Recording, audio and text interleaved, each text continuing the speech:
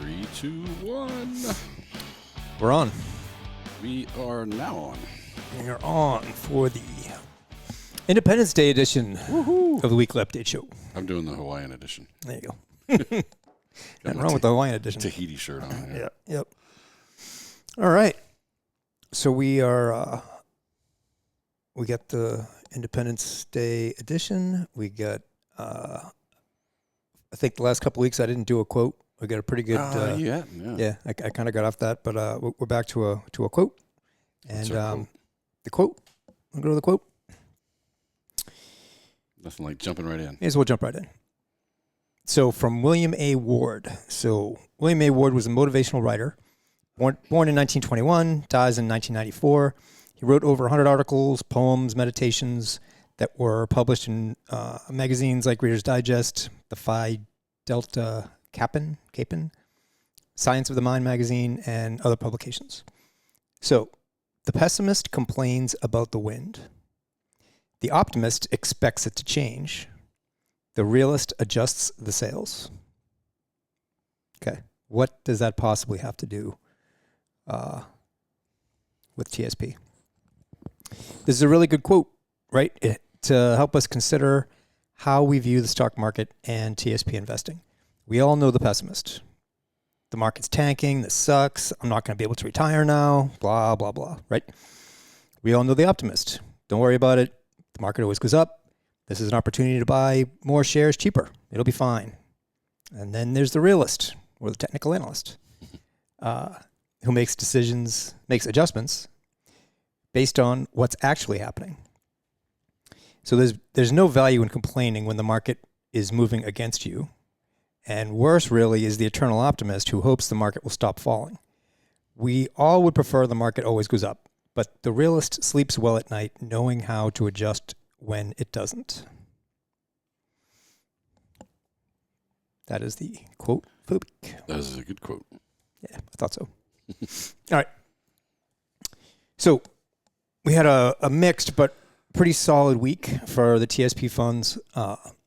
C fund was up 1.67%. S&I funds were both down, but they got support. So we'll get into it at the end on the charts. And the F fund still doing good, up 0.57%. Okay. So most of the show is going to be about a question that was asked on Facebook in the Facebook members only group earlier this week. We got a lot to unpack here, so I'm going to kind of do it in chunks. There are a lot of people that are confused about share price, when share price really matters, and the difference between buying shares versus reallocating between the TSP funds. So we're going to get into all that, and then we're going to circle back and actually answer the question. Okay, so these are the 6 things that we're basically going to look at in the show. Change of fund allocation versus interfund transfer. That gets people hung up. Then we're going to go to dollar cost averaging. This idea of never sell on a red day. I think we've talked about it before, but it's sort of all part of this conversation. Mm-hmm. Why and when do we reallocate to the G fund, which sort of goes along with this idea of never sell on a red day? I'm sticking with Bitcoin. For the bonus chart, we got a chart that I did that's a continuation of last week, and I got a chart from I'll say our buddy, but maybe someday he'll be our buddy, JC Peretz. Yeah, I actually had somebody hit me up, and it's come up a couple of times. Like, well, why are you guys doing Bitcoin? And it has absolutely nothing to do with TSP. Jerry started doing these bonus charts. We did what's the Peloton? Yeah, we did Peloton. We've done a bunch. Tesla. Yep. You've done a few different companies, whatever. And really, we just kind of stuck with this kind of, but it's because it's new, it's different, and we have actually had other people ask us questions about Bitcoin, and so we're like, what, we'll stick with that for a while because it actually helps us. The whole idea with these bonus charts is to have us look at something besides the TSP, right, and see that this relates, it works with everything else. Yeah. That's the one. I don't know if you saw it when JC put it out on Twitter, but there's like 4 quadrants in this, 4 charts in this one page, and it shows what the tops look like and what the bottoms look like over, the last couple cycles in Bitcoin. So it's just to show what the pattern is going to look like when the thing actually starts moving in the right direction, which is when you want to buy it. Right. And then we'll get to the regular 18-month weekly charts. If you're a subscriber to the site, we do the daily charts in the newsletter. So if you're watching the show and you haven't read the newsletter yet, we'll do the weekly charts on the show and the daily charts on the newsletter. Okay. Change of fund allocation versus interfund transfer. Okay.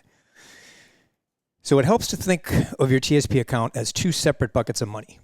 Okay. The first bucket is new money that you contribute every payday. The second bucket is the money you already have in your account. Okay, so think about it as two separate buckets. So a change of fund allocation refers to the new money you have coming in that you're contributing every payday, right, to your TSP account. When you make a change of fund allocation request, you're telling TSP which funds you want to allocate the new money coming into the account to, right? Another way of saying that is you're telling TSP which funds you want to buy. That's the point that you're actually buying the TSP shares. So this is where share price matters, dollar cost averaging comes into play. This is where you're actually buying shares of the TSP fund. Since you contribute the same amount every payday, you're buying fewer shares when the price is relatively high, and you're buying more shares when the price is relatively low, because you're basically using the same amount of money every payday when you go to buy them. So we're going to get into more of that. That's the dollar cost averaging idea. We're going to get into more of that on the next slide.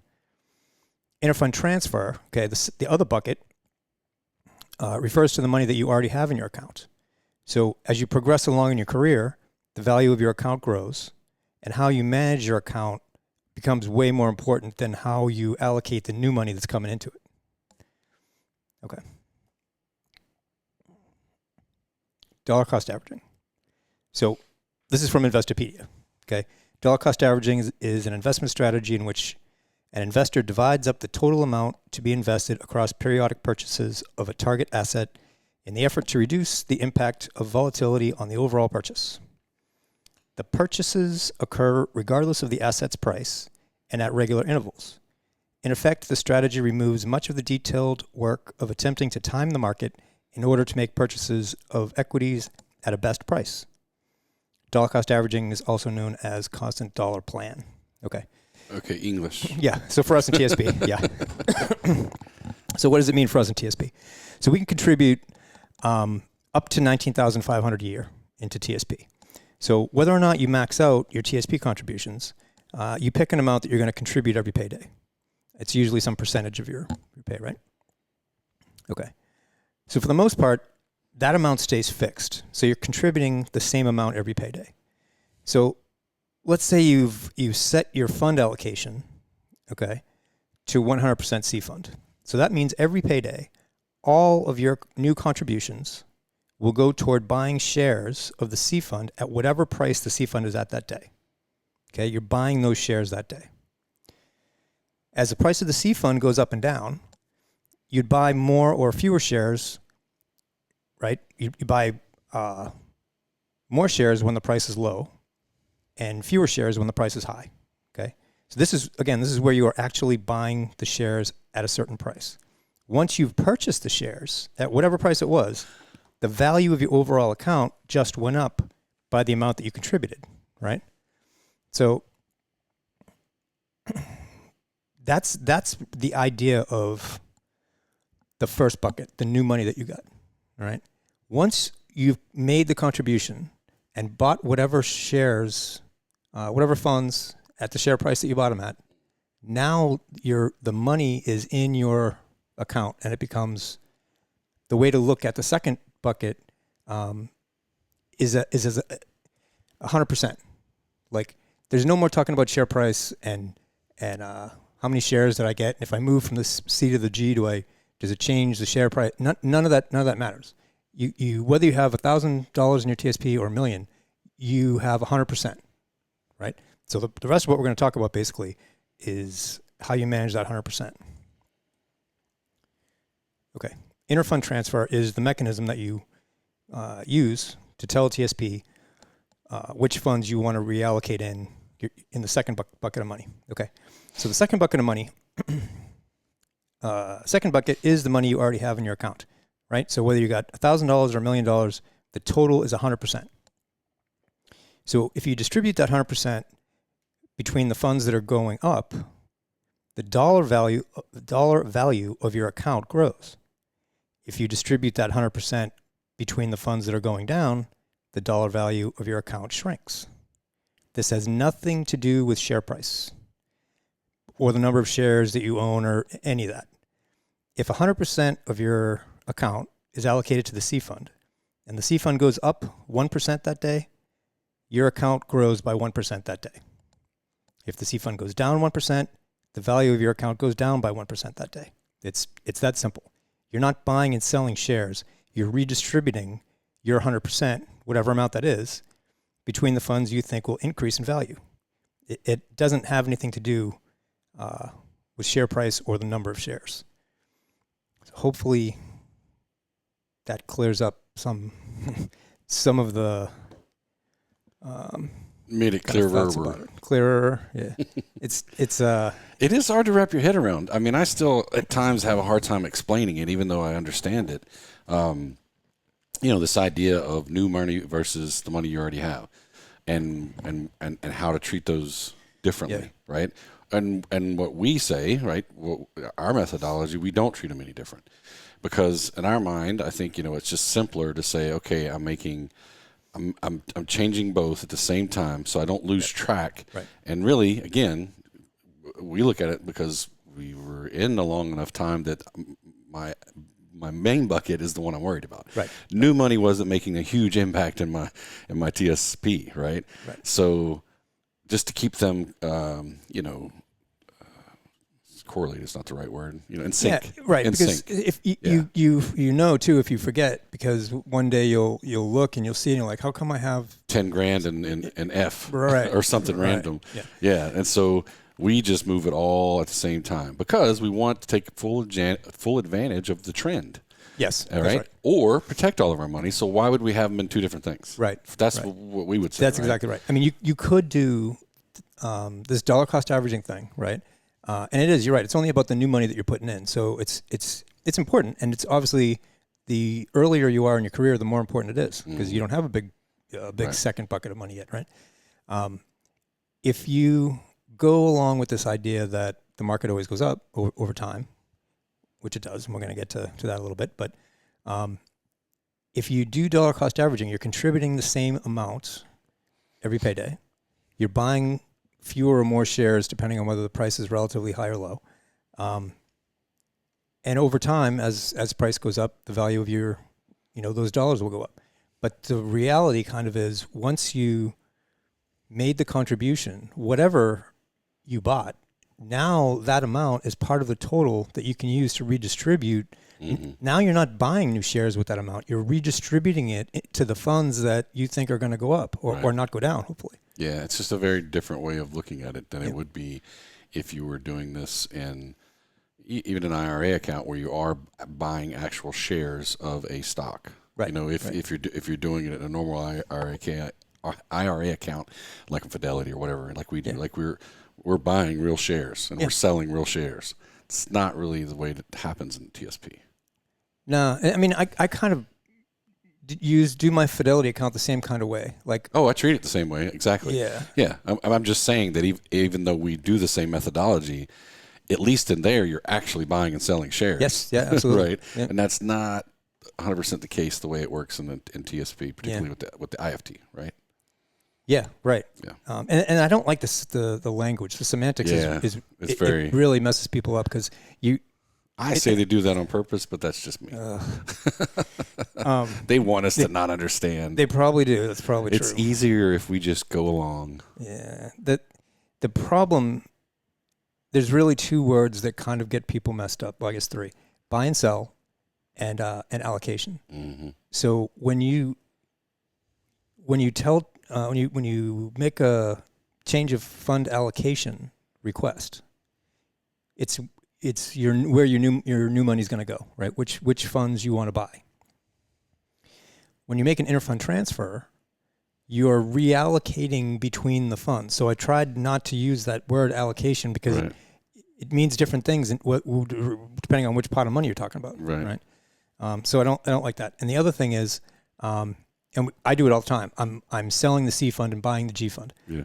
I am, but I'm not, right? All I'm doing is redistributing the 100% that I have in there into the funds that I think are going to go up the most or down the least or where whatever, I'm going right? to protect them. Yeah, exactly. Hopefully that made sense to everybody. I hope so. Just ask the questions. I mean, if you got questions about it. We're going to keep kind of harping on some of these because you come at it from different angles. Yeah. People finally get it or whatever. And maybe you disagree with us. If you do, if you've got a better way to explain this, and or you think that there's a better way to do it, share it with us. Talk about it. That's really what the Facebook group is all about. Yep. And it's unfortunate because a lot of times people don't take advantage of that ability to kind of like, that's where we'll engage. If you ask us what to do with your money, like we're not going to engage because we don't know your circumstances. Right. And that's not what we should be doing on there anyway. Right. But this is what we should be doing, which is talking about this stuff. Yeah, these are the things that you really have to understand along with your circumstances and your risk tolerance and all that. There's only maybe 5 or 6 really core base rules in TSP, and this idea of new money and it's one of them. It's one of them definitely. Yeah. Okay. Oh, we got a chart. We hear this all the time, right? Never sell on a red day. What does it mean, and does it make any sense? My goal, is to be in the stock funds when the market's trending up. Okay, that's how my account grows. So how do you define a trend? The long-term trend here, the market's going up, right? That's the long-term trend. So this is 1 year of the C fund, right? The long-term trend has been up. But over the course of that longer-term trend, you've got these uptrends, and you got some intermediate downtrends in there, and you got some kind of sideways stuff in there. So one of the things you're looking for is higher highs and higher lows. We have this high, we have this low. This low is higher than this one. This high is higher than this high, so we're in an uptrend. This low is higher than this low. This high is higher than this high. That's how we stay in the uptrend.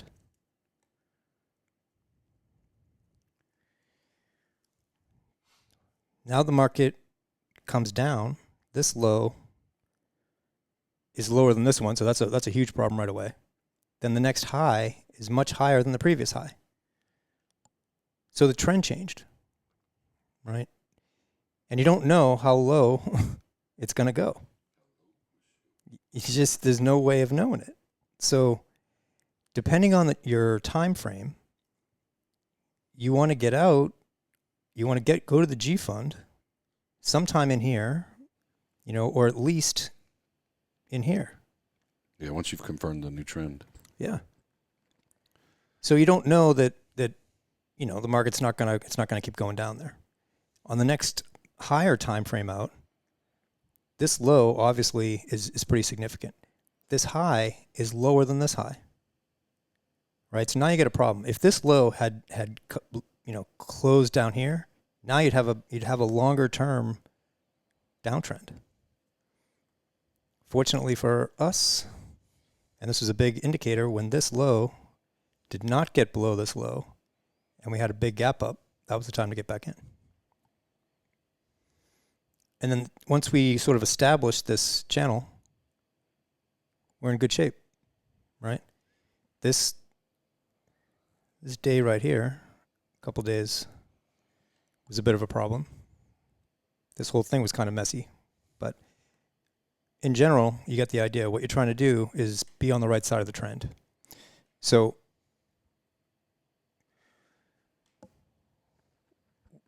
never sell on a red day.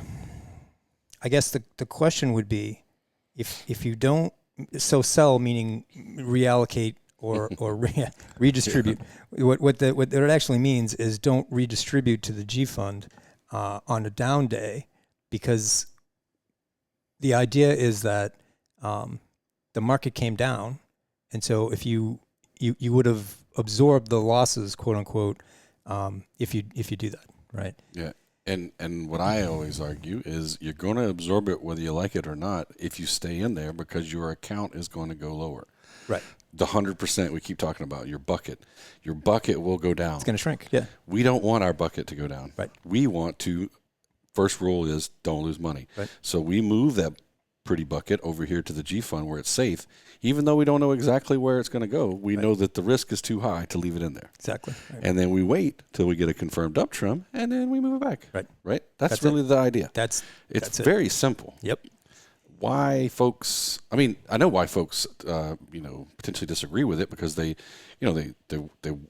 want to believe that you can manage this like a brokerage account, right? So I can buy low and sell high and do all these things, and that's just not the way it works. No, it doesn't. It doesn't work. I mean, you can either stay in the market and ride the ups and downs, or you can actively manage it. There's really those only two ways to do it. And the other big thing about don't sell on a red day. You have to have your reallocation request in by noon. You don't even know it's a red day. How are you going to know? Yeah. How will they know? They can't know. Okay. So then, why and when do we reallocate to the G fund? Right. We use the G fund as a tool to protect the value of our account when the stock funds are trending down. Okay. The G fund cannot go negative by statute. It's a law. Right. There is no market risk in the G fund. It's 100% risk-free. But the rate of return on the G fund is very low. So it only makes sense to be in the G fund when the stock funds are trending down. That's the why, right? That's the why we would reallocate to the G fund. The when is a little trickier. When to reallocate into the G fund, or out of the stock funds, or vice versa, that's kind of what Grow My TSP is all about. So we use a whole bunch of different technical indicators, moving average lines, trend lines, all these things to help us try to identify when the trend is changing. And then we make reallocation decisions based on that changing trend. So at the end of the day, we want to be in the stock funds when the market's trending up, and managing downside risk using the G fund when the market's trending down. Okay. All of our analysis is basically geared toward avoiding big losses and capturing the majority of gains over time. So we want to avoid, this one was a 34% loss in the C fund from COVID. This one, the market went sideways basically for several months. We're trying to avoid the big losses. Okay. So, back to the original question. Okay. So, when I moved everything to the G fund, a friend of mine said it was not a good move. You need to stay in the CNS funds so you can have more shares since they are down in price. Is she right? What does she mean? You need to stay in the CNS funds so you can have more shares since they are down in price. It's confusion. It's mixing the idea of both the buckets together, and it's just so no, she's not right. Hopefully you got what does she mean by what we've been talking about, but you don't stay in the CNS funds so that you can have more shares. Shares and share price only matters when you're buying them with new money each payday. Once your shares are bought, you are redistributing your 100% between the funds. You're not buying shares when you're redistributing. Right, it's not the same. No. It's a great question because a lot of people have it. Absolutely. That's why we did I put it on the show. Yeah. I mean, these are great questions when you guys have these. So don't ever hesitate to ask them, because I guarantee, is what I say all the time when Jerry and I are talking about this, that if one person asked it, at least 10 other people want to ask the same question. Yeah. They just either haven't gotten around to it or don't feel like, being cyberbullied or something, whatever, for it. And we certainly don't want to like pick apart anybody's questions. And we hope that we can usually address them like this and just be able to kind of break it down. Here's the problem really, is there's never usually like a very simple answer. Right. It's never quite just like yes or no. It's like, well, it depends. Right.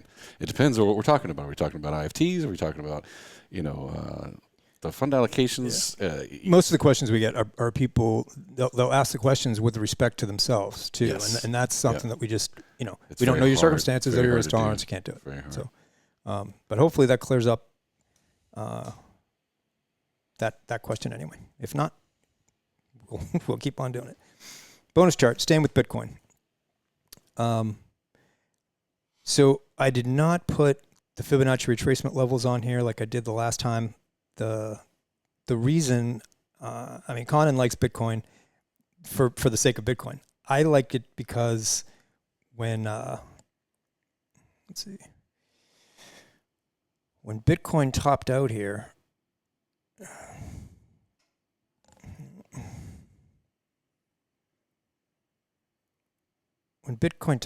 about 65,000, it started to come down in a 1, 2, 3, 4, 5 Elliott wave pattern. And right about the time it got to the 3, like right in here somewhere, it had hit what's called the 62% retracement level. So basically, from this level down here at 10,000, you got from 10,000 to 65,000. When it came back down to 30,000, it had lost about 62% of its value. And so that is a common time when the market will turn back around. So that's when I really started watching it. If you're following Bitcoin at all in the regular financial news media, that 30,000 line is pretty important for a couple of different reasons, actually. But there's the line. You also got some, if it acts as support, this level here. If not, it's a head and shoulders, left shoulder, head, right shoulder. So a lot of people are looking at this 30,000 line, which would be the neckline, right, for this big, huge head and shoulders pattern. So if it breaks below 30,000, a lot of people are expecting it to come down. I'm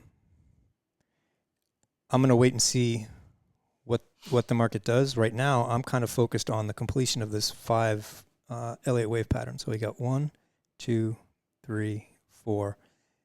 And I think this 5 is going to go 1, 2, 3, 4, 5. And then we'll be done, I think. That's my plan A. So I think we have lower to go. If we got to close above that high right there, so basically 40,000. If we got to close above 40,000, then it's going higher. It's not going lower.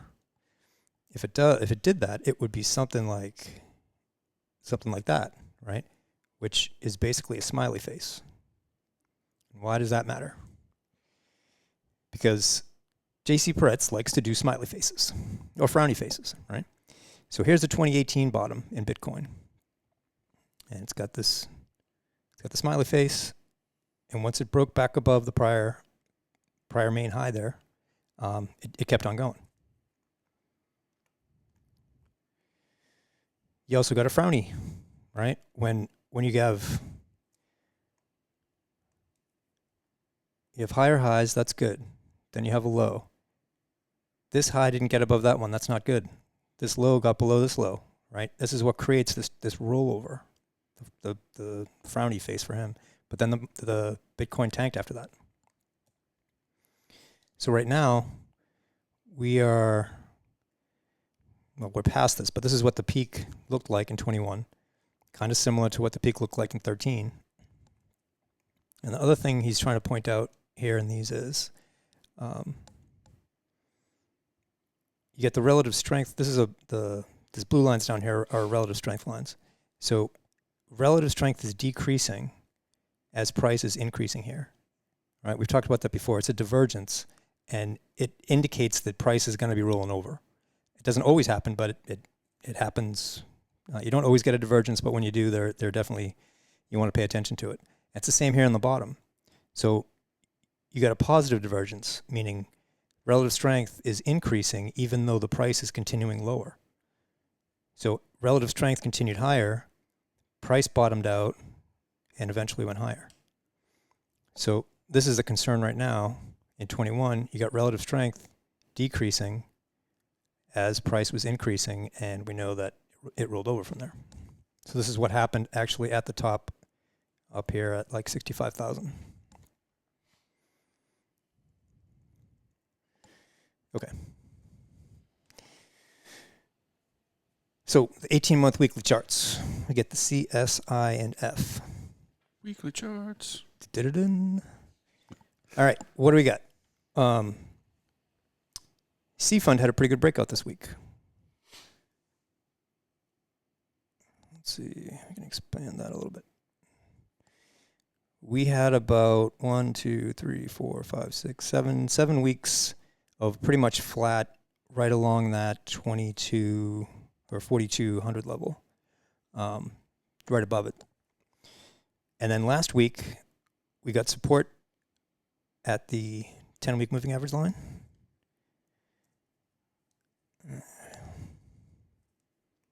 Okay.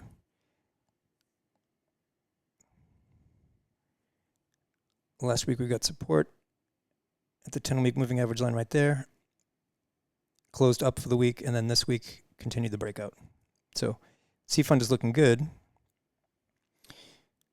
Slow stochastic down here at the bottom, as long as it stays above 90, we're in good shape. It can get above 90 and stay there for a long time. So just because it's overbought, right? Theoretically, once it's above 90, it's overbought. But it got overbought here, and then price continued up for most of the year. So just because it's overbought doesn't mean it's time to sell it. It's time to sell it when it crosses, when there's a crossover like that, and it gets below 90 like that. Okay.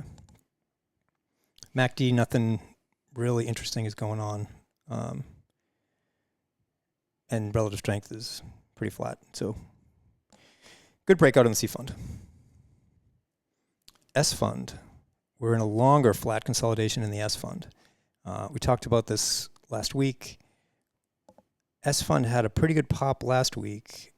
This week it finished down for the week, but it stayed well in the upper range of last week. So I'm pretty happy with where the S Fund is right now, basically because it closed above that 2250 level. That's really the line that we want to look for. 22, you can't really see it here, but that's the 2250 line. So last week was the first time it closed above that level since back in February. So that was a pretty big deal for the S Fund. Slow stochastic is good. We just got to overbought. We could stay there for a long time. MACD actually looks really good. As soon as we can see the black line crossing up through the red line, that definitely will confirm a new uptrend. Right now it's a little bit suspect, but I'm okay with it. The I Fund is definitely the worst looking chart right now. The week before last, we had a big down week on the I Fund, but it stopped just below its 10-week moving average. Last week was an up week, but not by much. But it did stay above the 10-week moving average. This week, it's right on it. I mean, we didn't have much of a movement this week in terms of price, but it stayed right on that line. What is sort of worrisome is you got the slow stochastic crossed down, and it's just barely crossed below that 90 level. You got the MACD increasing to the downside, and we just had that cross. And you get relative strength now below 70. So any more weakness on the I fund, we get a weekly close below that 10-week moving average line, and chances are the I fund comes down to test the 50-week moving average line.